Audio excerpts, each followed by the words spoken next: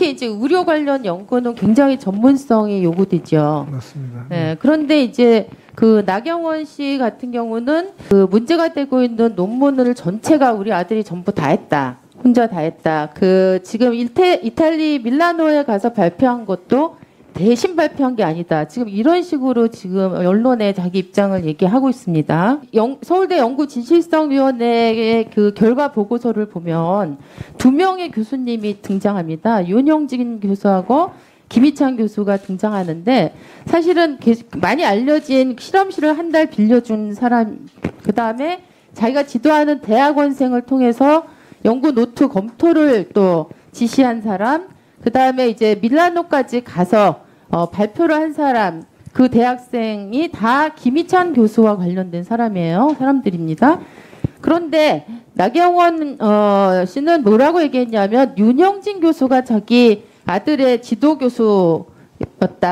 이렇게 이제 얘기를 하고 있어요. 그러면 상식적으로 보면 사실은 이렇게 물리적으로 엄청나게 많이 지원한 김희찬 교수가 지도교수라고 하는 게 맞을 것 같은데 윤영진 교수를 지도교수라고 얘기하는 걸 보면 사실은 이런 하드웨어적인 거는 김 교수한테서 지원을 받았지만 연구 내용에 훨씬 더 개입을 많이 하고 소프트웨어적인 지원을 많이 받은 게 윤영진 교수가 아닌가.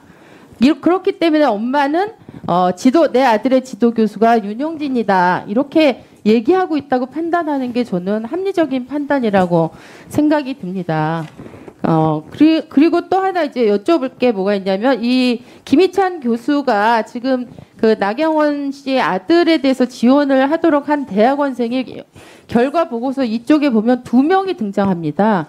연구 노트를 검토한 대학원생 1명하고 밀라노에 간 대학원 신입생이라고 또 서로 다른 대학원생 2명이 등장을 합니다.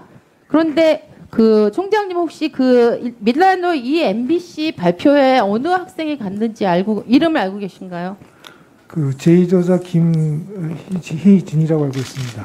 김희진 학생이 갔어요, 대학원생이. 그렇습니다. 이 학생이 신입생입니까? 신입생입니다. 예. 그런데 저희가 지금 김희찬 교수 로부터 받은 연구비 그 내역을 보면요, 그 구윤서라는 학생하고 김땡땡이라는 학생인데, 그러면 이 김땡땡이 김희진이라는 학생이고 발표는 김희진 학생이 있다는 거죠? 네, 그러면 알고 있습니다. 지금 이제 서울대 지금 연구비로 그 나경원 씨 아들의 그 연구 노트 포스터를 발표하는 비용이 집행이 됐겠네요. 제가 연구비 내역에 보니까 이 김 학생과 구 학생이 있던데, 그럼 이게 국비로 사실은 특정한 개인의 아들의 연구 발표를 사실 집행한 걸로 되는데 어떻게 생각하십니까? 그 이제 연구라는 것이 혼자 하는 것이 아니라서요.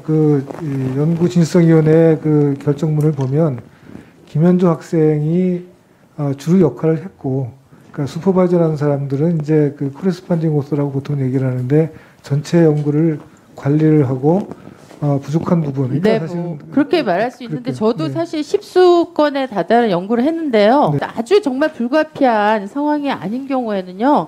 일저자인 연구 책임자가 다 프리젠테이션하고 발표하는 게 맞습니다. 근데 일저자로서 발표해야 될 역할을 다른 친구가 해준 거기 때문에 명백하게 대신 발표한 건 맞지 않습니까? 원래 포스터의 경우에는 그 저자 중에 한 명이 발표하면 됩니다. 그러니까 일저자가 발표하는 게 많은 경우가 대부분 그렇지만 일저자가 사정에서 학회 못 가거나 특히 학회 같은 경우는 해외 학회 같은 경우는 가게 비용이 많이 들기 때문에 네, 아까 반복이니까 네. 어쨌든 이 비용 문제는 제가 볼 때 서울대 네. 예산 연구비로 네. 어쨌든 집행이 된 거잖아요, 그죠? 연구비 카드 활용 내역이 없다고 돼 있네요. 저거 확인을 못했습니다. 네, 그거 확인하시고요. 네네. 김희진 학생은 제가 네. 듣기로는 이건 말고도 또 다른 논문을 발표할 때가 있어서. 그 김희진 학생은 제가 지금 그 다음에 이제 그 총장님께 또 하나 여쭙겠는데 얼마 전에 굉장히 안타까운 카톡글을 남기고 돌아가신 택배 노동자가 있습니다. 네. 근데 예를 들면 이 택배 노동자의 아드님이 연구를 해서 발표를 하겠다. 국제학술학회에 발표를 하겠다 그러면 총장님 입장에서는 서울대 실험실을 한 달 동안 빌려준다든가 서울대에 적을 두고 있는 대학원생에게 그 연구 노트를 검토하게 한다든가, 그다음에 그 발표 비용을 댄다든가 연구비로 이렇게 하는 것이 가능하다고 생각하십니까?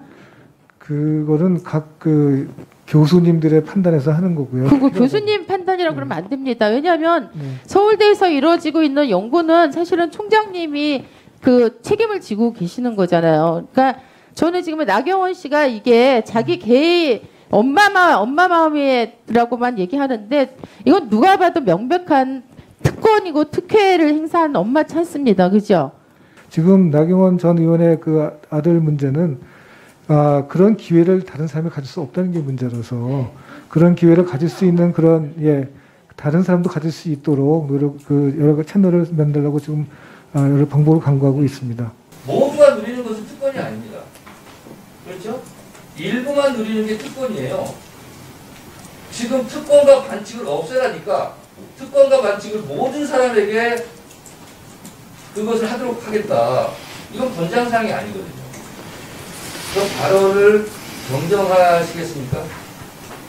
아니요, 그거를 특권을 모든 사람한테 주겠다는 게 아니라 그게 그 기회가 일부한테만 가는 것은 특권인데 기회를 공평하게 나눠주는 것이 맞지 않나 이렇게 생각을 합니다. 모든 고등학교 엄마들이 서울대 실험실 이용하겠다고 다 신청하면 그 수백만 요구를 다 들어주시겠다는 겁니다. 다 들을 수 없지만 그러니까 그렇지만 물리적으로 불가능한 일을 물리학과 전공 교수님이 하시는 거예요.